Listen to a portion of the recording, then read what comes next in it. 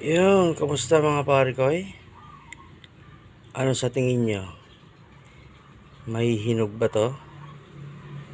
Ayan, itong mga to. Knowing na nakatanim lang siya sa, ayan, lata. So, the can, 330 ml.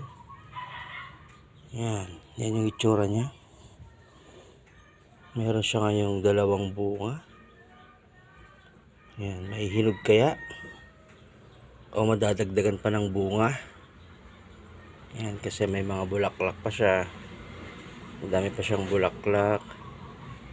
Ayan, meron pa siyang mga buds dito. Ayan, what do you think mga pare ko eh? Ayan, may hinog kaya yan? Ayan, palaki na siya ng palaki. Mabilis lumaki yung bunga.